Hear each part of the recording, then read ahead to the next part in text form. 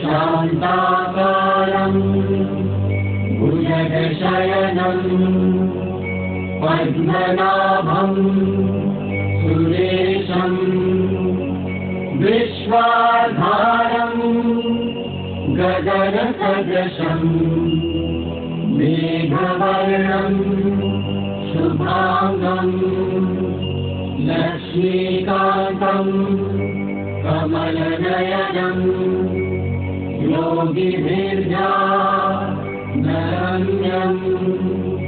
वन्दे विष्णुं भवभयहरं सर्वलोकैकनाथनं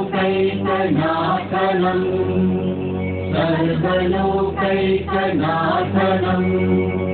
सर्वलोकैकनाथनम्।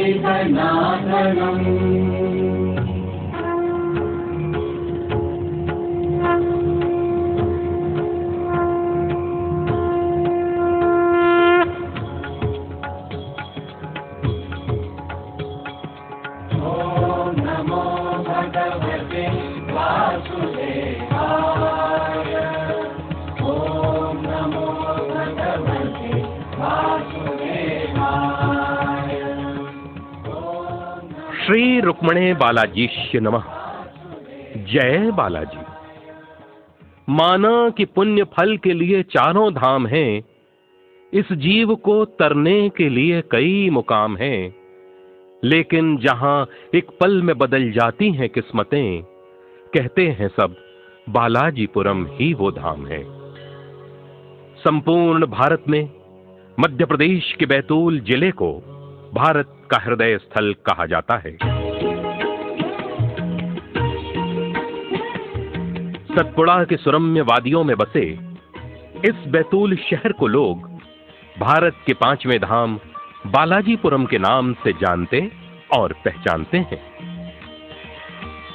कामना, सद्भावना, कल्याण का मुकाम है। आज सारे जग में उजागर हुआ ये नाम है। चारों पीठों के शंकराचार्यों के श्रीमुख से जो घोषित हुआ, ऐसे बालाजीपुरम 5वें धाम को प्रणाम है।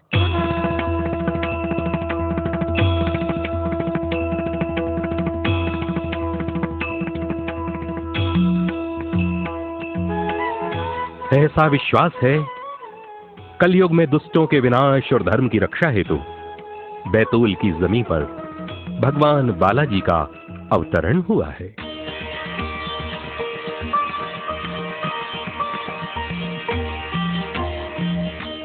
एक नौनिहाल मां के पुजारी का है कमाल, स्मृति मां की धरोहर बन गई है बेमिसाल।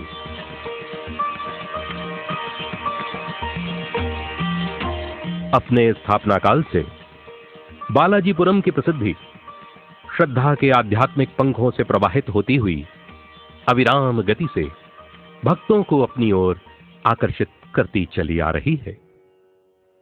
इस पवित्र धाम की महिमा में अनेक घटनाओं, चमत्कारों और विचित्रताओं एवं किंवदंतियों का शुमार है, जिसे सुन सुनकर अनेक तपस्वी साधु, संत, औलिया, पीर फकीर, सिख गुरु एवं श्रद्धालु बरबस खिंचे चले आते हैं। और इसका प्यारा सा माध्यम है इस पवित्र धाम में प्रतिवर्ष बसंत पंचमी को मनाया जाने वाला विराट ब्रह्मोत्सव। प्रतिवर्ष भगवान रुक्मणी बालाजी का जन्मोत्सव विराट ब्रह्मोत्सव के रूप में बड़ी श्रद्धा और उल्लास के साथ मनाया जाता है। इसी परंपरा का निर्वाह करते हुए 21 जनवरी 2007 से 31 जनवरी 2007 तक विराट ब्रह्मोत्सव का आयोजन हुआ। विश्वास को हर हाल में जगाना चाहिए, विश्वास को हर हाल में जगाना चाहिए। राहत जहां मिलती है वहीं जाना चाहिए। इस विराट ब्रह्मोत्सव में विश्व के कोने कोने से सभी संप्रदाय के धर्मगुरुओं ने एवं लाखों श्रद्धालुओं ने हिस्सा लिया। मन में अपने प्रभु के दर्शन की आस लिए श्रद्धा और भक्ति जगाते हुए सभी पहुंच गए बालाजी के दरबार, जहां प्रभु बालाजी का जन्मोत्सव मनाया जा रहा है।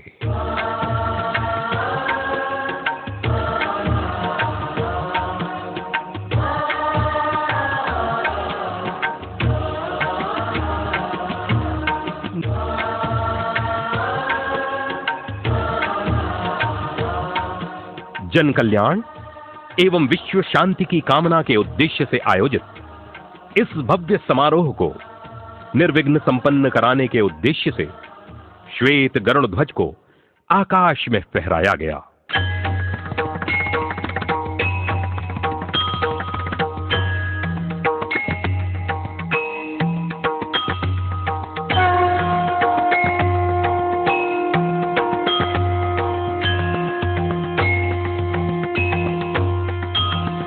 साथ ही आरंभ हो गए दक्षिण भारतीय विद्वान आचार्यों के द्वारा दैनिक यज्ञ, हवन, पूजन एवं अनुष्ठान।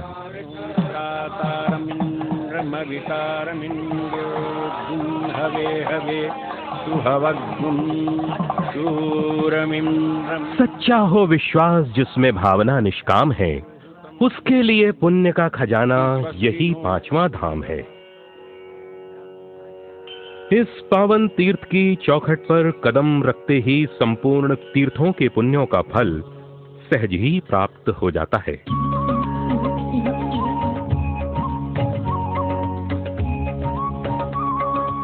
क्योंकि यह भारत का एकमात्र तीर्थ है जहां भक्तों को भगवान बालाजी के दर्शनों के साथ साथ अपने इष्ट का दर्शन सहज ही प्राप्त होता है।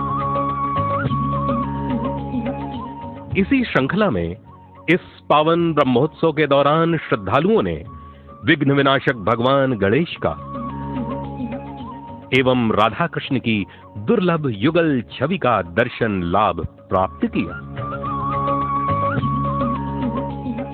साथ ही मां जगदंबा की करुणामयी छवि के सम्मुख भक्तों ने नतमस्तक होकर मां का भरपूर आशीर्वाद प्राप्त किया और सभी सुहागनों ने मां से अखंड सौभाग्य प्राप्ति की कामना भी की। जगाना पड़ेगी भक्ति, करना पड़ेगा एतबार। जगाना पड़ेगी भक्ति, करना पड़ेगा एतबार। संदेश यही दे रहे हैं बालाजी सरकार। और बालाजी सरकार का यही संदेश अपनी मधुरवाणी के माध्यम से जनमानस तक पहुंचाने के लिए आगमन हुआ प्रख्यात भजन सम्राट कुमार विशु जी का।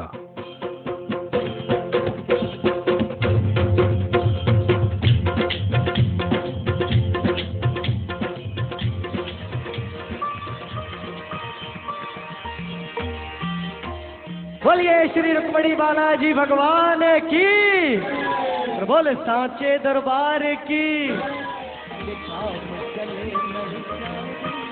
कुमार विशु जी ने भगवान बालाजी के चरणों का भरपूर आशीर्वाद प्राप्त किया और भक्ति की ऐसी गंगा प्रवाहित की कि जिसमें सारी रात श्रद्धालु भक्त गोते लगाते रहे।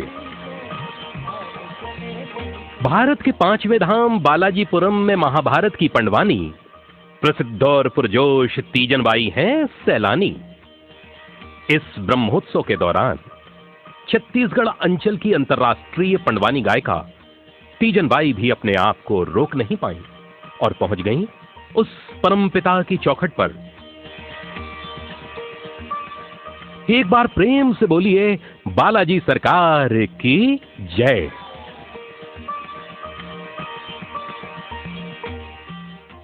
चित्रकूट की रामरज, बालाजीपुरम की धूर, उड़ उड़ पड़े शरीर पर, पाप होएं सब दूर।